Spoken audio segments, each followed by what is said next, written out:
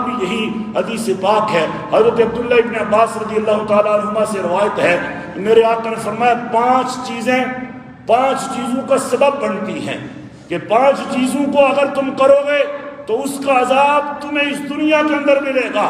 پہلا میرے آقا نے فرمایا کہ اگر تم عہد شکنی کرو گے، وعدہ کر کے وعدے کو وفا نہ کرو گے، وعدے کو توڑ دو گے، تو میرے آقا نے فرمایا دشمن تمہارے اوپر مسلط کر دیا جائے گا۔ آج دیکھ لیں، ہم وعدے کرتے ہیں رسول کریم کے ساتھ تو نبھاتے کسی اور کے ساتھ ہیں۔ ہم آقا کا کلمہ پڑھ کے آقا کے ساتھ وفاداری نہیں نبھاتے، دشمن ہم پہ مسلط ہے یا نہیں ہے؟ ہمارے ہاں جہود اور حنود کا قانون چلتا ہے یا نہیں چلتا؟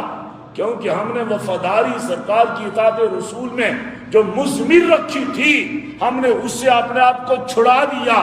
جب چھڑا دیا، آج ہم اسلامی ملک کا کلمہ تو پڑھتے ہیں، لا الہ الا اللہ محمد رسول اللہ کے نظریے پہ چلنے کی تو بات کرتے ہیں، لیکن جب قانون کی عملداری کی بات آتی ہے تو ہم مدینہ کی ریاست کے اسلوب اور قانون کو چھوڑ کے امریکہ اور یورپین کنٹریز کے کلمہ پڑھنا شروع کر دیتے ہیں، جس کا نقصان کیا ہے؟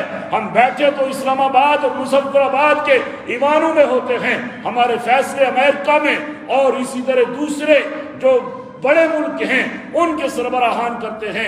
اس کی وجہ کیا ہے کہ میرے آقا نے فرما دیا تھا کہ جو قوم عہد شکنی کرتی ہے اللہ اس پر دشمن کو مسلط کر دیتا ہے۔ آج دیکھ لیں اپنے معاشی اصول پر تو وہاں بھی ہمیں یہودی بیٹھا ہوا نظر آتا ہے، اپنے کسی اور معاملے میں اگر دیکھ لیں تو وہ فلاحی اداروں کی صورت میں ہو یا خارجہ پالیسیز کی صورت میں ہو تو ہمیں یہودی بیٹھا ہوا نظر آتا ہے۔ اس کی وجہ کیا ہے؟ ہم نے رسول کریم کے ساتھ کیے ہوئے وعدے کی وفا نہیں کی۔ تو اللہ کے رسول نے آج سے 1450 سال پہلے فرما دیا تھا کہ جو قوم عہد شکنی کرتی ہے اللہ اس پر دشمن کو مسلط کر دیتا ہے۔ دوسرا میرے آقا نے فرمایا جو قوم احکام الہی کے خلاف فیصلے کرتی ہے، جو احکام الہی کے مطابق فیصلے کو چھوڑ دیتی ہے، میرے آقا فرماتے ہیں اللہ اس پہ تنگدستی کو جو ہے وہ مسلط کر دیتا ہے۔ آج دیکھ لیں ملک پاکستان کس حیثیت کی آجگاہ ہمارے سامنے پیش کر رہا ہے کہ تنگ دستی نے ڈیرے ڈالے ہوئے ہیں۔ تنگ دستی ہر بندے کے اوپر مسلط ہے، کوئی لاکھوں میں ہے، اربوں میں ہے، کوئی تاجر ہے، کوئی کسی بھی فیلڈ سے دنیا کے مکتب فکر سے تعلق رکھتا ہے، جب بھی اس سے بات کی جائے تو وہ تنگ دستی کی بات کرتا ہے۔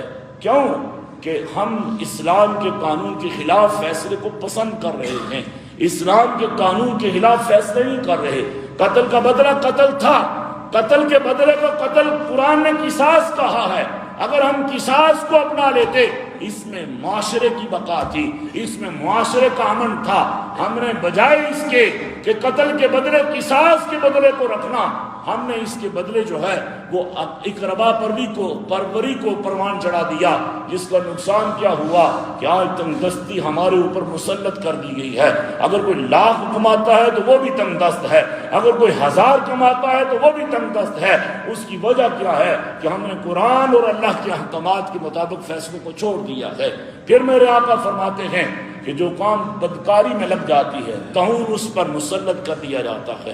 آج بیماریاں ہر گھر کا حصہ بنی ہوئی ہیں، اور اس کی وجہ کیا ہے کہ ہم بدکاری کی طرف جا رہے ہیں۔